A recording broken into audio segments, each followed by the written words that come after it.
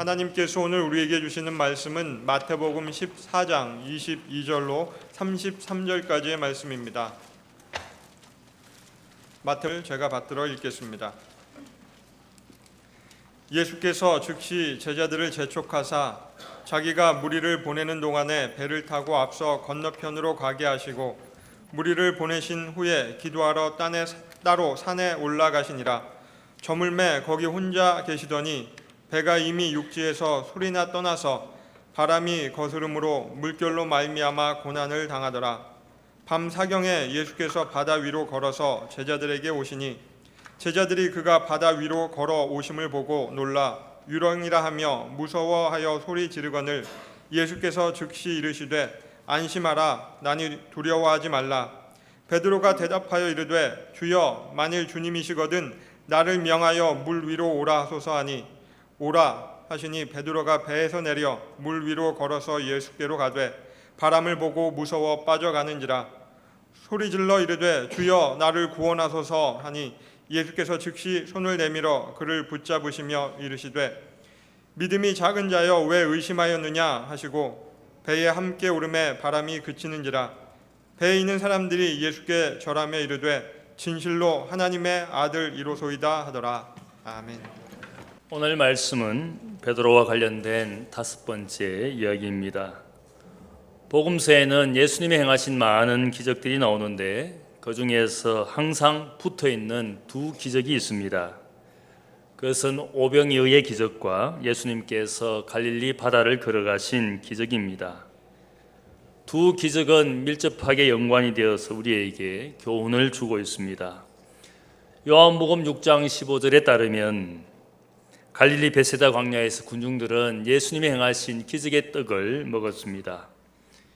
이 기적을 경험한 군중들은 바로 신명기 18장 18절에 예언된 모세와 같은 그 선지자가 이 땅에 나타났다라고 생각을 하고는 예수님을 유대의 왕으로 삼으려고 하였습니다.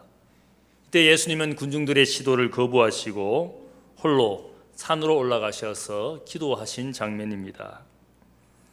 가이사라 빌립보에 가신 것도 그리고 변화산에 올라가신 것도 겟세마네 동산에 가신 것도 주님은 기도하시기 위하여 가셨습니다. 한적한 곳이나 산이나 혹은 새벽 미명에 예수님은 자신의 일상처럼 기도하셨던 분이었습니다. 왜냐하면 메시아의 사역은 군중들로부터 환호나 영광을 받기 위하신 것이 아니라 섬기고 고난받고 죽으시기 위해서 고난의 길을 가시는 것이 메시아의 길이었기 때문에 그분은 순종하시기 위하여 기도하신 주님이었습니다. 오늘 본문 물 위를 걸어가신 이 기적은 주님께 초점을 맞추기 위한 기적의 이야기가 아니라 제자들에게 초점을 맞추시기 위한 하나의 기적의 체험이었습니다. 군중으로부터 떨어지시고 기도하시기 위하여 산을 올라가신 주님은 군중들로부터 제자들도 떨어지게 하시기 위해서 배를 태워서 그들을 갈릴리 바다 한가운데로 보내셨습니다.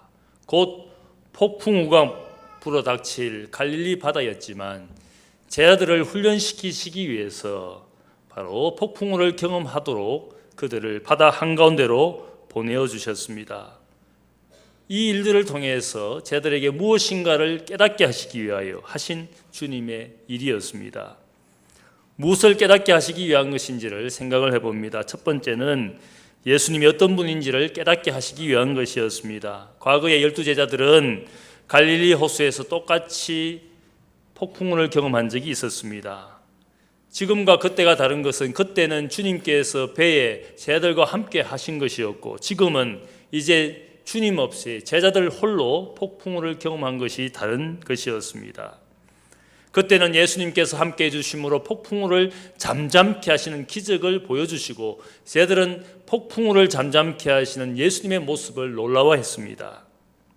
오늘 이야기는 제자들이 전에처럼 갈릴리 바다 한복판에서 폭풍우를 경험하고 있는데 전과 다른 것은 이제는 주님 없이 홀로 이 폭풍우의 위기를 이겨가야 할 상황에 처하게 되었습니다. 모든 인생들은 다양한 곳에서 인생의 폭풍우를 경험합니다. 아무 일 없이 평탄하게 인생을 사는 분들은 아마 거의 없을 것입니다. 가정에 풍파가 몰아치기도 하고 혹은 생업이나 일터에 수많은 위기와 어려움을 경험하는 것이 인생의 모양입니다. 혹은 개인의 인생이나 혹은 사람들의 관계 속에서 견디기 힘든 풍파를 소용돌이처럼 경험하는 분들이 있습니다. 제가 가끔 초보 운전자들에게 조언을 줍니다. 한국 땅에 살면서 교통사고, 접촉사고 없이 운전하기가 힘든 것이니까, 다만 주의해야 될 것은 사고가 나더라도 그때는 큰 사고나 인명피해가 나지 않도록 자신이 방어 운전을 하는 것이 필요하다. 교통사고 없이, 접촉사고 없이 한국 땅에서 운전하는 것이 어려운 일이지 않겠습니까? 다만 그때에 그 위기에서 내가 큰 피해를 당하지 않도록 방어 운전을 잘하는 것이, 그것이 지혜로운 삶의 비결이고 운전하는 비결이다. 그렇게 제가 조언을 해줍니다. 마찬가지로 우리의 인생에도 한 번도 풍파를 경험하지 않고 인생을 사는 것은 어쩌면 불가능한 일일지 모르겠습니다. 비바람을 맞아보지 않고 아마 사는 인생은 어쩌면 뿌리가 깊지 못하기 때문에 쉽게 넘어지는 것이지 않겠습니까? 그래서 어떤 점에 있어서 풍파를 혹은 비바람을 한 번씩 맞아보는 것이 인생에 꼭 필요한 일일지 모르겠습니다. 예수님은 더 이상 주님을 보지 못하고 살아가게 될 미래의 제자들과 미래의 교회들을 위해서 이 경험을 통해서 가르쳐주고 계시는 분명한 교훈이 있습니다. 인생의 풍파를 맞이할 때 우리가 꼭 알아야 할 것이 있습니다. 첫 번째 알아야 될 것은 갈릴리 바다 자체가 그들에게 위기가 된 것입니다. 갈릴리 호수는 지금도 이스라엘 국민의 식수 60%를 담당하는 생명줄과 같은 호수입니다. 만일 갈릴리 호수가 없다면 아마 이스라엘 백성들은 지금도 아마 물을 구하느라고 힘들어할 것입니다. 예수님 당시에도 많은 갈릴리 사람들과 어부들의 생계를 이어주는 귀중한 물질적인 자원이 이 갈릴리 호수였습니다. 우리가 위기를 맞이할 때에 알아야 될 것이 있습니다. 내가 가지고 누리고 있는 것 때문에 위기가 오는 것이라는 것을 알아야 됩니다.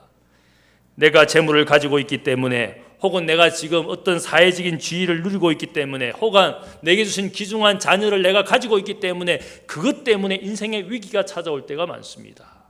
내가 가진 부를 유지하고 내가 먹고 사는 생업을 유지하고 혹은 내가 가지고 있는 어떤 사회적인 지위가 흔들림 없이 살도록 하는 그 모양 때문에, 그것 때문에 위기가 찾아오는 것이지 않겠습니까? 내가 만일 가지지 못하고 누리고 있지 못한다면 아마 우리가 인생의 위기도 없을지 모르겠습니다.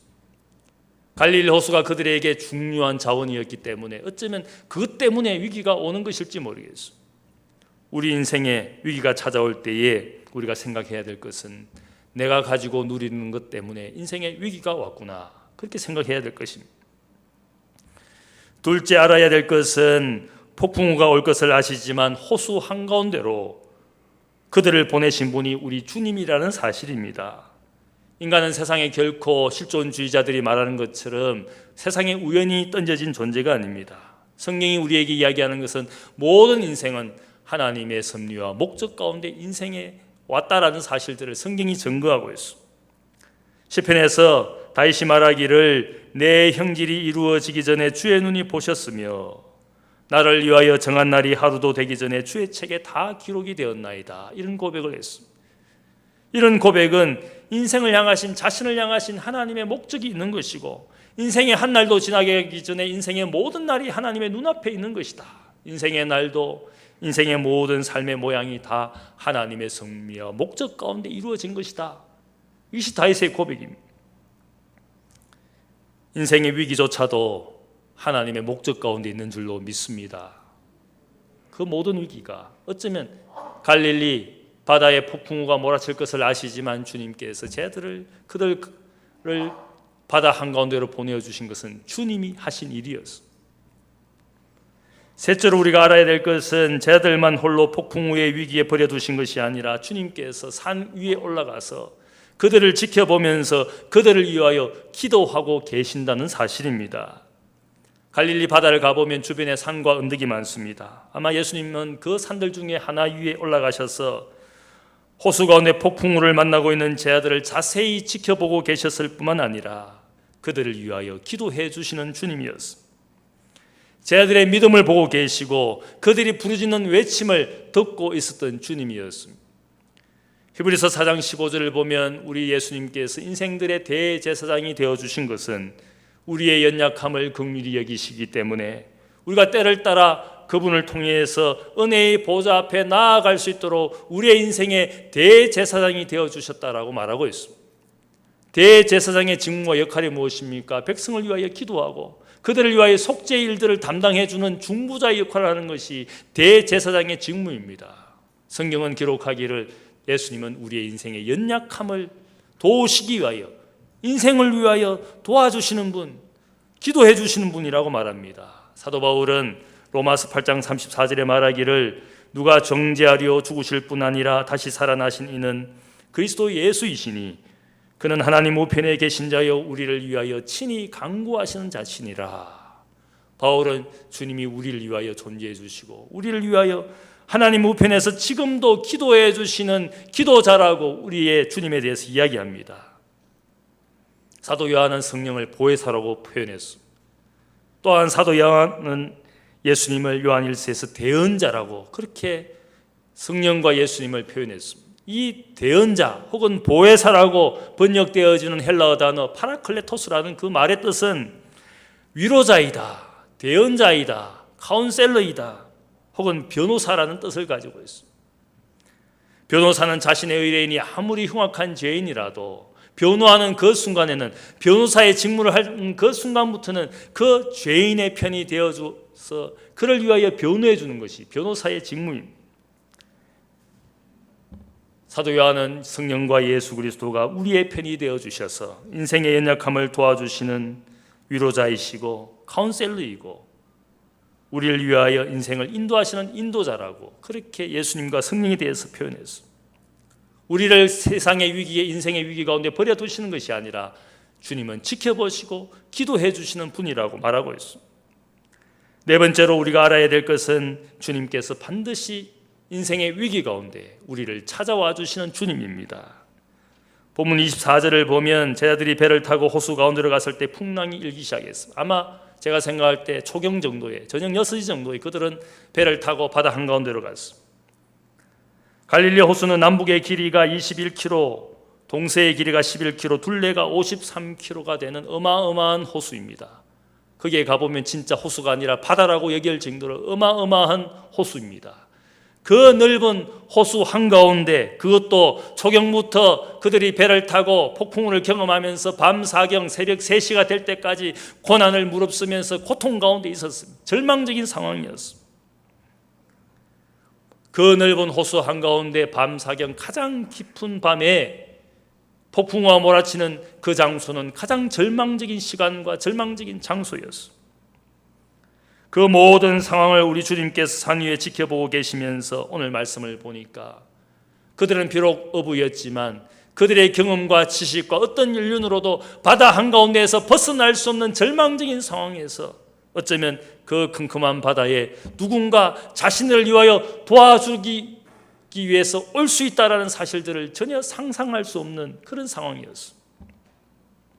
그런데 놀라운 것은 주님께서 그 컴컴한 바다, 폭풍우가 몰아치는 바다를 걸어오시는 주님을 그들이 보게 되었습니다. 흔히 이 장면을 생각하면 주님께서 바다 위를 걸어가신 놀라운 기적을 만드신 기적의 연출자이다. 기적의 예수님에 대해서 우리가 그렇게 관심을 가지고 생각할지는 모르겠지만 저는 다르게 생각합니다. 절망적인 상황에 빠져있는 인생을 위하여 그 큼큼한 바다를, 위기의 바다를 건너오시는 주님은 기적과 영광을 보여주시기 위한 것이 아니라 인생을 그러한 자리에서도 찾아와 주시는 긍휼의 하나님, 우리의 연약함을 도와주시기 위하여 큼큼한 바다를 건너오시는 우리 주님이라는 사실을 우리가 깨달아야 합니다. 인생을 돕고 섬기기 위해서 캄캄한 바다를 걸어오시는 주님, 그 주님은 어떤 모습입니까? 인자가 이 땅에 온 것은 섬김을 받으려 함이 아니라 군중으로부터 환호와 영광을 얻기 위한 것이 아니라 철저하게 인생을 섬기기 위해서, 심지어는 자기의 목숨까지 대속물로 주기 위해서 이 땅에 오신 것이라는 그 사실을 보여주시는 모습입니다. 캄캄한 바다, 절망적인 상황 가운데 그 인생과 제자들을 도와주시기 위하여 캄캄한 바다를 건너오시는 우리 주님, 그 주님이 얼마나 고마운 주님입니까? 구약 성경 말라기 3장 2절을 보면 하나님에 대해서 말라기 선지자가 이야기합니다. 하나님은 마치 금을 연단하는 자의 불과 표백하는 자의 잿물과 같은 것이라. 그가 은을 연단하여 깨끗하게 하는 자 같이 앉아서 레이자 손을 깨끗하게 하되 금은같이 연단하리니 그들이 공의로운 잿물을 나 여호와께 바칠 것이라. 하나님을 비유하기를 금은으로부터 순금을 만들어내고 순은을 만들어내는 하나님과 같이 표현했습니다. 마치 금장색, 은장색처럼 순금, 순은을 만들어내기 위해서 화롯불을 피우고 금을 녹여서 그 찌꺼기와 불순물이 다 없어질 때까지 그 화롯불을 지켜보는 대장장이처럼 우리 주님을 비유했습니다. 대장장이는 거기에서 너무 오랜 시간 화롯불에 금은을 두면은 금은 자체가 상하게 됩니다. 또 너무 일찍 금은을 빼내게 되면 여전히 불순물과 찌꺼기가 남아있게 됩니다. 그 화롯불을 한눈 팔지 않고 지켜보시는 우리 주님, 우리 하나님이심을 이야기합니다. 내 인생의 위기에 극한의 고난의 상황에 있을 때 우리가 알아야 될 것은 하나님이 인생을 지켜보고 계신다. 욥이 고난당할 때 하나님이 마귀에게 무엇이라 그럽니까? 그를 결코 상하게 하는 일 없이 그에게 제한을 두었어. 고난을 주시고 시련을 주시는 것은 하나님의 뜻이지만 그냥 버려두시는 것이 아니라 인생을 상하지 않도록 지켜보고 계신 하나님, 그것이 바로 우리 하나님이시고 우리 주님이라는 사실을 여기에서 보여주고 있습니다. 가장 깊은 밤 가장 깊은 곳으로 인생을 찾아와 주시는 우리 주님, 가장 적절한 때에 인생의 위기에 오직 주님만 의지하게 될 때에 세상 모든 의존하던 것을 끊게 되고 오직 주님만 바라보고 주님만 의지하게 되는 그 순간에 인생을 찾아와 주시는 우리 주님이라는 것을 이 폭풍우의 경험을 통하여 그들에게 알게 해주셨습니다. 두 번째로 폭풍우의 위기 가운데서 가르쳐 주시는 교훈은 진정한 믿음이 무엇인지를 가르쳐 주었습니다. 제자들은 바다 위를 걸어오는 예수님을 보고 유령인 줄을 알고 두려워했습니다. 그때 주님은 말씀하시기를 안심하라, 나니 두려워하지 말라. 자신의 존재를 즉시 제자들에게 알려주셨습니다. 위로하시고 도와주시기 위해서 오신 이 주님을 보고 베드로가 감격했습니다.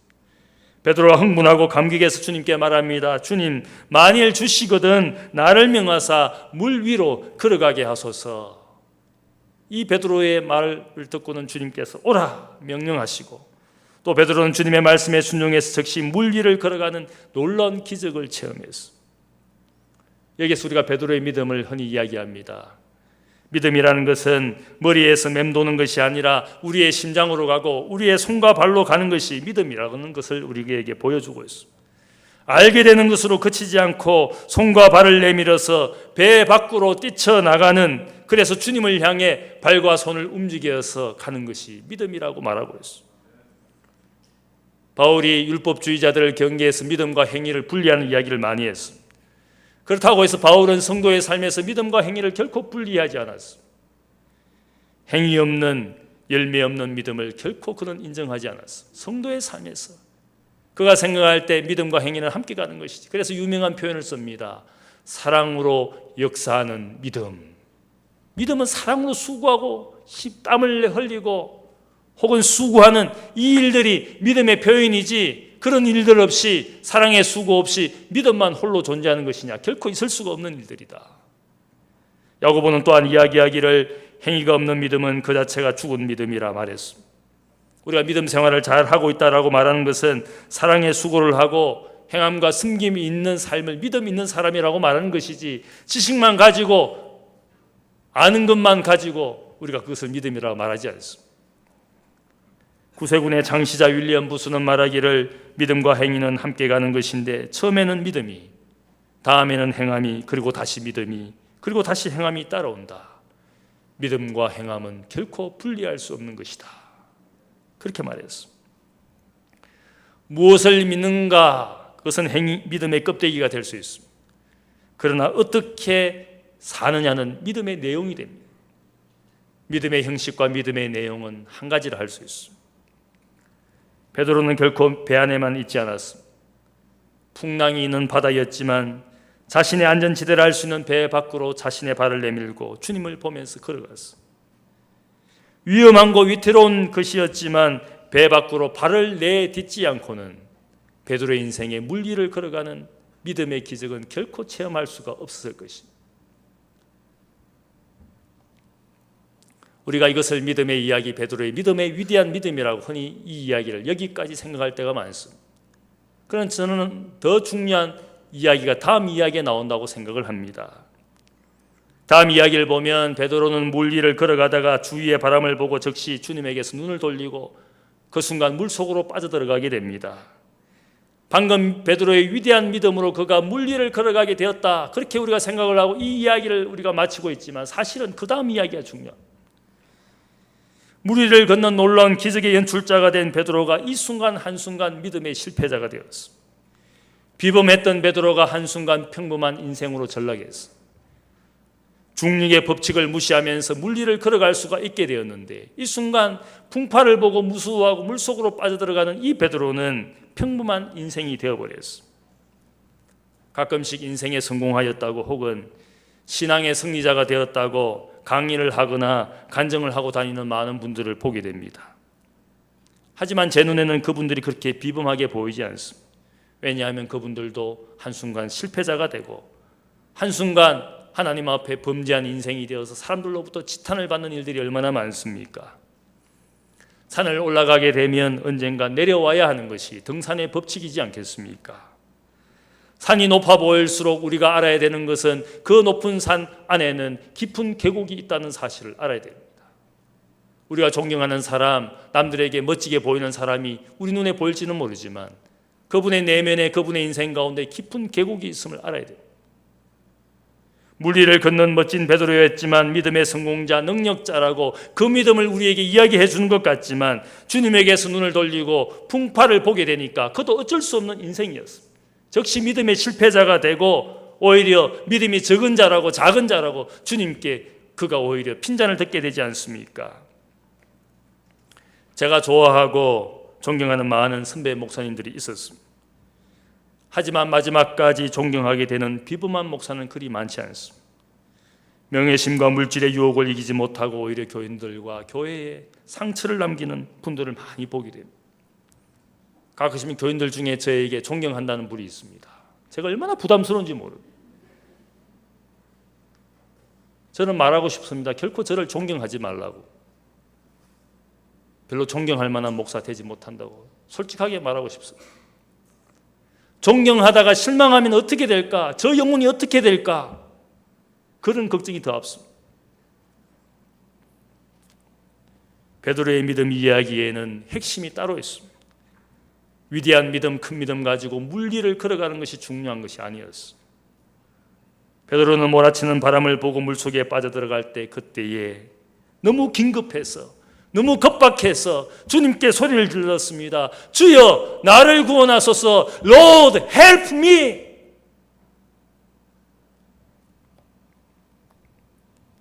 베드로의 외침에 주님께서 즉시 손을 내밀어 붙잡아 주셨습니다. 그리고 말씀하시기를 믿음이 작은 자여 왜 의심하였느냐. 어쩌면 우리는 계속 위대한 믿음, 큰 믿음으로 살기 힘든 인생일지 모르겠습니다. 위대한 믿음을 가지고 아마 물 위를 걸어가는 베드로처럼 살기에는 일생에 그런 일들이 한 번 있을까 말까 인생이지 않겠습니까? 그것이 우리의 솔직한 고백이지 않습니까? 중요한 것은 우리의 인생이 늘 실패할 수는 인생이지만 그 실패의 자리에서 주님께 부르짖고 주님께 손을 내미는 것이 더 중요할지 모르겠어요. 위기의 순간에도 실패의 자리에도 주님을 찾지도 부르지도 않는 인생들이 얼마나 많습니까? 분명히 주님을 찾아야 될 순간이고 인생인데 주님을 부르지도 않고 기도하지도 않고 주님께 도움을 요청하지도 않는 인생의 모양이 우리의 모양이에요. 여기에 보면 진짜 기도해야 될 인생들이 얼마나 많은지 모릅니다. 여러분 그렇게 생각하지 않습니까? 주님이 필요한 인생인데 기도해야 될 시간인데 그분의 인생이 위기인데 놀랍게도 기도하지 않고 주님께 도움을 요청하지도 않습니다. 그게 영적인 아이러니입니다.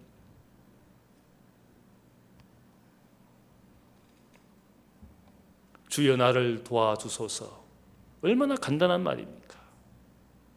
이 말조차도 하지 않은 인생이 더 많다는 것이.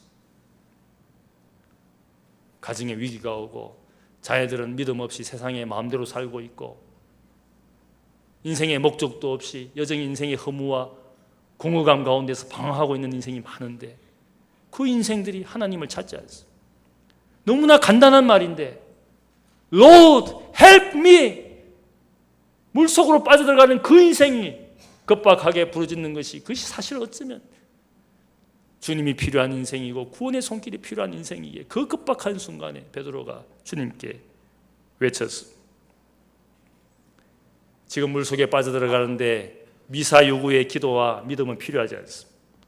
긴 문장의 기도가 필요하지 않는 일이지 않겠습니까? 마틴 루터는 말하기를 말이 적어질수록 더 나은 기도가 된다. 저는 인생을 살면서 목사이지만 늘 성령 충만하고 기쁨이 충만하고 그렇게 살 것 같지만 전혀 그렇지 않습니다. 때로 영적인 허무와 무목적에 시달립니다.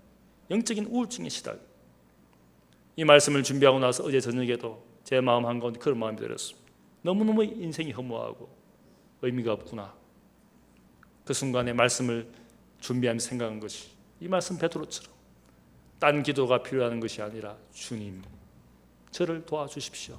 그 말 한마디에 제 인생이 마음이 허무하고 우울증에 빠졌던 것이 즉시 주님이 내 마음 가운데 오심을 깨달았습니다. 딴 말이 필요하지 않습니다. 당신 나의 인생의 주인이십니다. 인생의 위기를 그냥 버려두신 것이 아니라 찾아와 주기를 기다리시는 우리 주님, 주님 고맙습니다. 주님 도와주셔서 고맙습니다. 우리의 믿음 생활에서 물 위를 걷는 베드로의 큰 믿음도 필요하겠지만 그러나 모든 인생이 진짜 필요한 것은 물 속에 빠져 들어갈 때에 주님 도와주십시오. 주님 살려주십시오. 주님께 내 손을 내미는 것이 더 필요합니다. 그것이 작은 믿음처럼 보일지는 모르겠지만 그 믿음조차 이 세상은 가지고 있지 못한 것이 우리의 모습이고 우리의 영적인 현실이에요. 인생의 위기 앞에서 주님을 찾고 있습니까?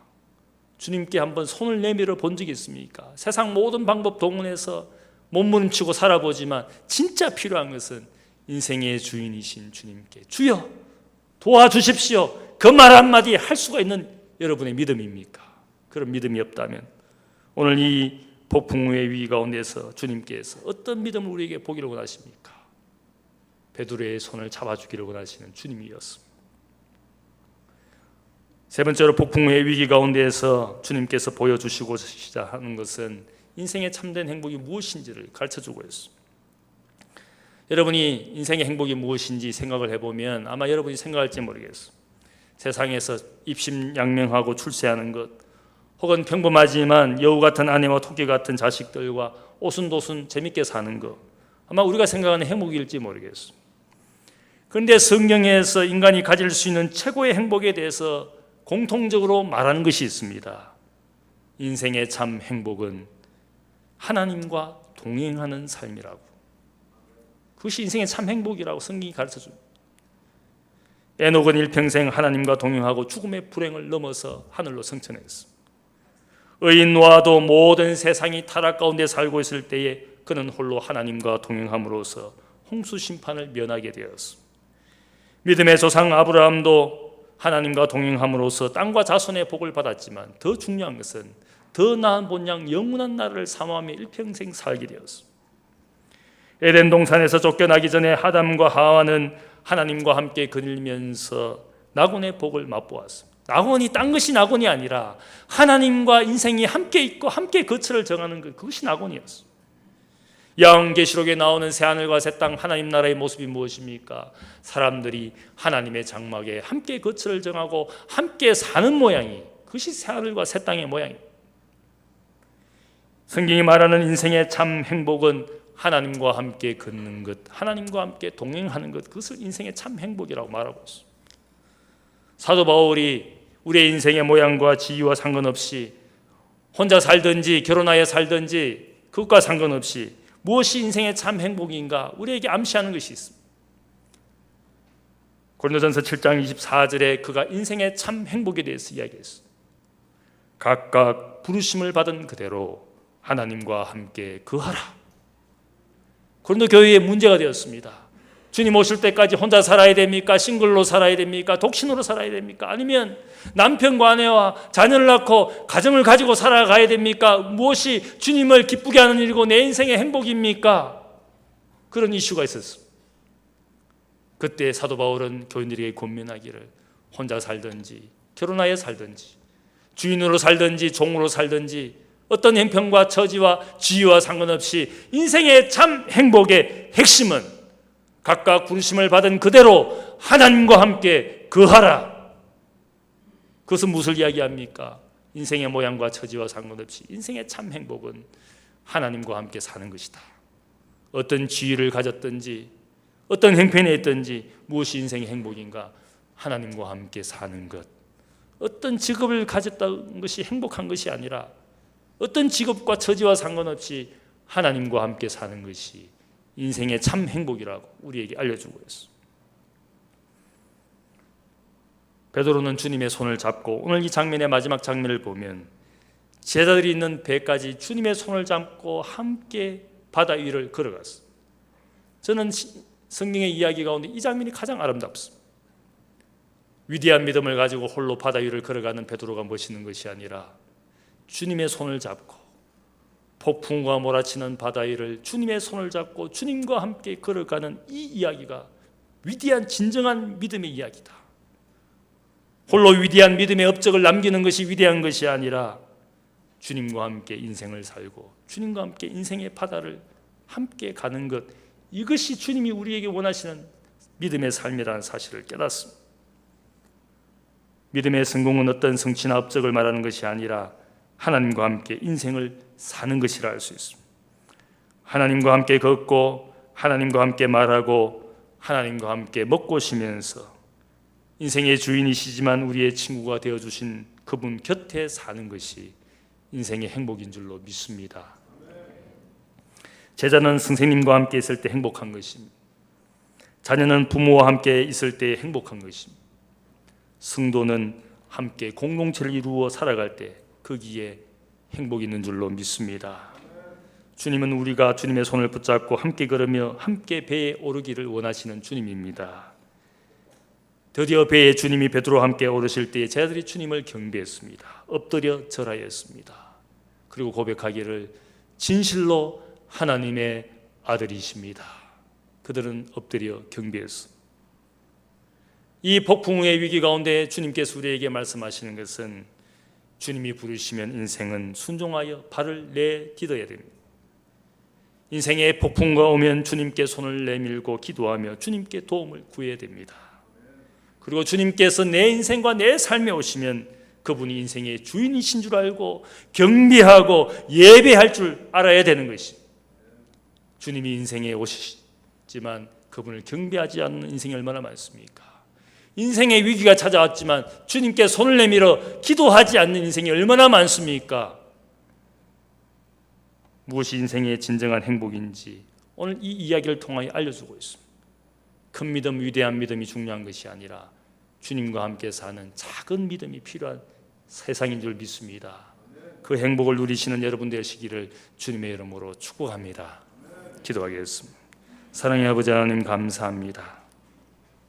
우리는 늘 큰 믿음 가지고 기적을 만들어내는 능력을 행하는 그런 믿음의 사람이 되기를 원하지만 그러나 우리 곁에 인생의 위기 가운데 찾아와 주신 주님 앞에 손을 내밀고 그분의 손을 잡기를 원하시는 어쩌면 이 시대는 작은 믿음이 필요한 인생인 줄 믿습니다.